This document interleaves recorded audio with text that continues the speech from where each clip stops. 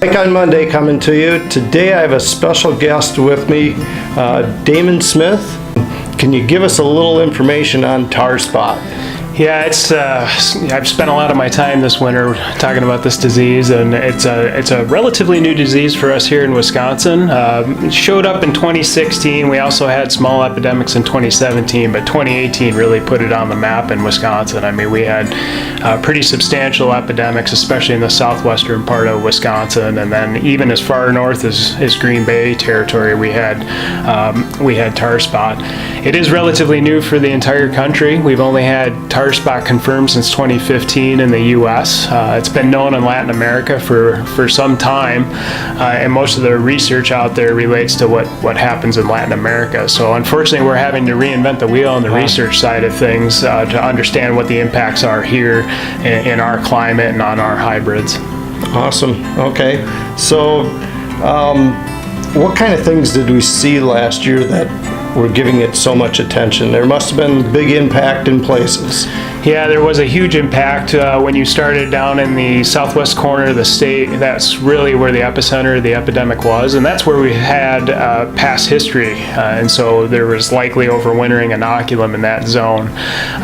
The impact came because the disease started so early relative to the corn growth stage. So, typically with diseases on corn, when they come in prior to the tasseling period, that has a deeper impact on yield, and in that southwestern quadrant we had disease move in at the V6 or V8 growth stage. So very early onset, and then the weather was highly conducive to allow that disease to continue to move upwards in the plant. And then by the time I got to the ear leaves, that's where we have a lot of yield impact. And so we were able to measure actually in that zone yield losses ranging between 40 and 60 bushels per acre depending on the severity levels down in that quadrant. Pretty significant there, yeah. So growers have been asking us, what's the right approach here?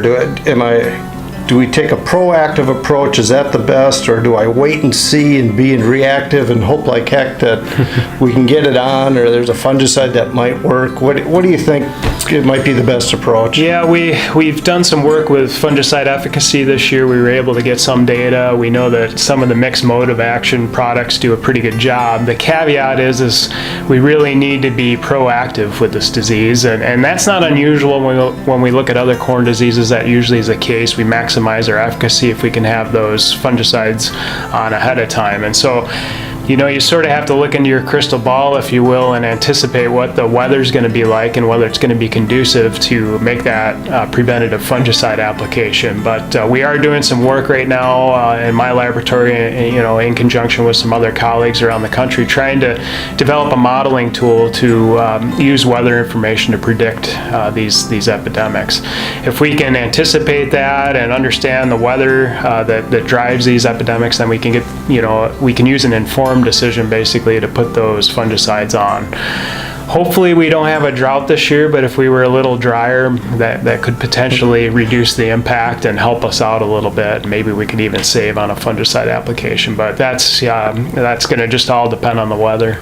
Certainly. So, well, I want to say thank you very much to Damon for joining us today on Mike on Monday. There'll be more information that you'll be able to get from today's discussions.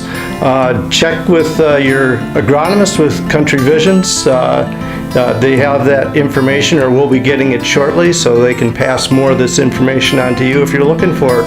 With that, Mike on Monday, we'll see you next week.